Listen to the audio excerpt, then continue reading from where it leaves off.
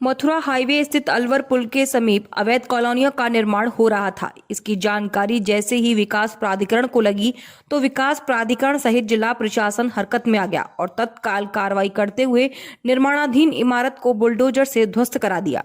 दरअसल मथुरा के हाईवे स्थित अलवर पुल के समीप 3 हेक्टेयर भूमि है जो कि श्यामा वाटर पार्क की जमीन है, जिस पर भूमाफियों ने अवैध तरीके से कृष्णा धाम नामक कॉलोनी बनाकर मकान व दुकानों का निर्माण कराया जा रहा था। जैसे ही इस घटना की सूचना विकास प्राधिकरण को लगी तो एसडीएम राजीव उपाध्याय सहित जूनियर इंजीनियर दिनेश गुप्ता, सुनील शर्मा और विकास प्राधिकरण के तमाम अधिकारी और भारी पुलिस बल समेत निरीक्षण के लिए पहुंचे। जहां मौके पर देखा तो पता चला कि भूमाफियाओं द्वारा अवैध तरीके से जमीन को घेर कर कॉलोनी बनाई जा रही थी।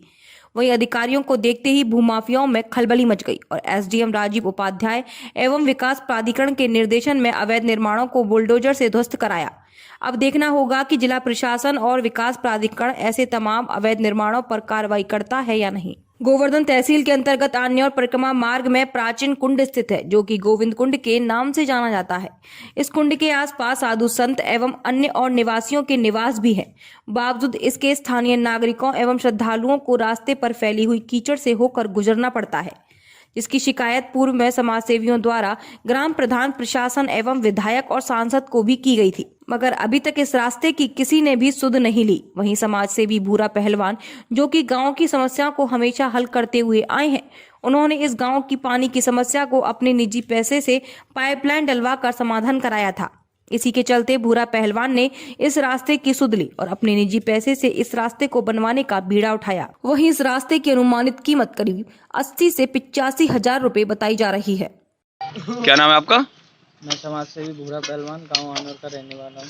जैसा कि भूरा पहलवान जी, आपने लॉकडाउन में भी समाज सेवा की थी और इस गांव के लिए पानी भी आपने उपलब्ध कराया था। अब क्या नया प्रोजेक्ट आप यहाँ पर लेके आए हैं? मैं कई बार कई नेताओं से भी कह चुका हूँ, विधायकों से भी कह चुका हूँ कि भाई ये खंजरा बहुत खराब है, इसमें हमारे यहाँ पर साधु संत हैं वो कीच में होकर निकलते हैं, परखम्मा का रास्ता है। कई बार बोल चुका हूँ पर वो कोई सुनवाई नहीं करते हैं। फिर मैंने सोचा क्यों ना मैं ही खुद करवा दूँ इसको। तो इस खरंजा को आप बनवा रहे हैं? हाँ, मैं ही बनवा रहा हूँ। तो आप ही इसको बनवा रहे हैं? आपका साथ कोई सहयोग कर रहा है? कोई सरकार नहीं दे रही है मुझको और ना कोई अधिकारी दे रहा है, ना कोई मतलब नेता दे रहा है। निःशुल्क मैं अपने पैसों से करवा रहा हूँ, बस मेरे माँ बाप दे रहे हैं मुझे पैसे। भूरा पहलवान के द्वारा बनाया जा रहा है। क्या दिक्कत थी इस रोड में?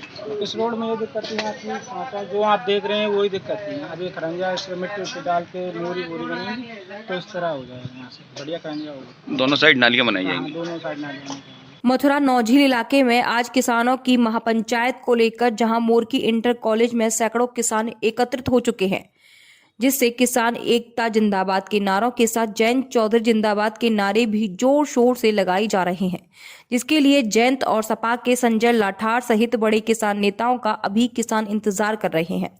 वहीं इसके लिए पुलिस प्रशासन ने अपनी सुरक्षा व्यवस्था को पूरा कर लिया है, जिसमें आगरा मंडल से 700 पुलिस फोर्स के जवान यहां तैनात किए गए हैं, जिन्हें वरिष्ठ अधिकारियों ने साफ तौर पर निर्देशित किया है कि किसी भी तरह से यहां शांति व्यवस्था बनाए रखने का काम है। क्या तैयारी है और कौन कौन लोग यहाँ शामिल होने वाले हैं? देखिए, किसान पंचायत को लेकर के पूरी तैयारी है और किसान पंचायत बुलाने का जो कारण है आपको पता ही होगा।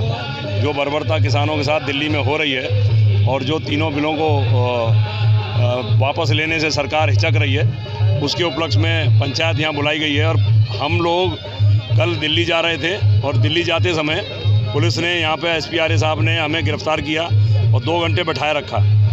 उसके बाद हमने ये फैसला लिया कि महापंचायत बुलाई जाएगी और हमने महापंचायत का आह्वान किया। गांव-गांव घूमे, बहुत ज़ोरदार तैयारी है। हमारे बीच में 12 बजे के करीब जयंत चौधरी आएंगे। लगाए गए हैं, किसी तरह की किसी को कोई दिक्कत ना हो, इस दृष्टि से ये फोर्स लगाया गया है। सर, कितने दिन बाद से फोर्स आया अभी? आगरा रेंज के लगभग सभी जनपदों से फोर्स इकट्ठा किया गया। सर रूट डाइवर्ट की बात करें, किसी तरह का रूट नहीं, डाइवर्ट कोई रूट डाइवर्जन अभी नहीं है। आवश्यकता अनुसार, परिस्थिति के अनुसार इसका आकलन किया जाएगा। सहारनपुर में आज व्यापार मंडल उत्तर प्रदेश का एक प्रतिनिधि मंडल सहारनपुर जिलाधिकारी अखिलेश सिंह के द्वारा आगामी बजट में अपने सुझावों को एक ज्ञापन के द्वारा केंद्रीय वित्त मंत्री निर्मला सीतारमण तक पहुंचाने के लिए कलेक्टेड परिसर पहुंचा और सहारनपुर जिलाधिकारी के द्वारा केंद्रीय वित्त मंत्री निर्मला सीतारमण को ज्ञापन सौंपा। ज्ञापन के द्वारा राष्ट्रीय प्रवक्ता, राष्ट्रीय फेडरेशन ऑफ ऑल इंडिया व्यापार मंडल व प्रांतीय अध्यक्ष राधेश्याम नारंग के द्वारा बताया कि केंद्र सरकार 1 फरवरी को संसद में अपना बजट प्रस्तुत करने जा रही है, जिससे व्यापारी समाज को होने वाले आम बजट में भारत के व्यापारियों को काफी उम्मीद है। व्यापारियों के अनुसार लॉकडाउन के बाद जो स्थिति बिगड़ी है वह अब तक पूरी तरह से सामान्य नहीं हो पाई है। व्यापारिक संगठनों ने वित्त मंत्री निर्मला सीतारमण से मांग की है कि बजट सरल और जनहित के साथ व्यापारियों को राहत देने वाला हो। जीएसटी के साथ ही आयकर की दरों में छूट बढ़ा दी जाए, जिससे छोटे व्यापारियों को राहत मिल सके और लॉकडाउन के दौरान बिजली का बिल व बैंक का ब्याज भी माफ किया जाए। कॉमर्स कंपनियों के मुकाबले खुदरा व्यापारियों और वितरकों को टैक्स में रियायत मिलनी चाहिए। मैं राधेश्याम नारंग, राष्ट्रीय प्रवक्ता व प्रदेश अध्यक्ष फेडरेशन ऑफ ऑल इंडिया व्यापार मंडल व व्यापार मंडल उत्तर प्रदेश। आज किससे आए आप? आज हम माननीय डीएम साहब के पास इसीलिए आए हैं कि आने वाला 1 फरवरी को जो केंद्र सरकार बजट रखने जा रही है उससे व्यापारियों को बहुत ज़्यादा आशा है। लॉकडाउन के कारण व्यापारी समाज की कमर टूट चुकी है, व्यापारी सड़क पर आ चुका है, बाजारों में ग्राहक गायब हो चुका है। व्यापारी के लिए ये जो स्थिति आई है, लगभग 50 साल से व्यापारी ने ये दयनीय स्थिति कभी देखी नहीं थी।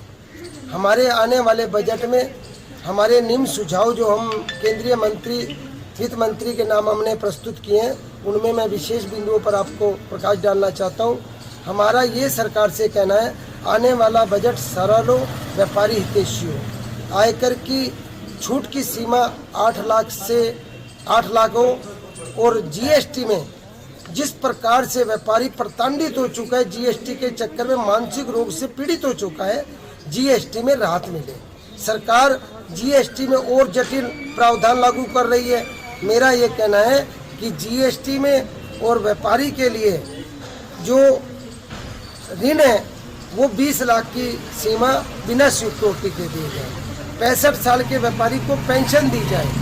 व्यापारी के लिए ऐसी नीति बने जो व्यापार फिर वही सुनहरा अवसर आए और व्यापारी अपना खुशी खुशी से अपने परिवार का और देश का पालन कर सके। देश में भी बहुत शौक करता है व्यापारी।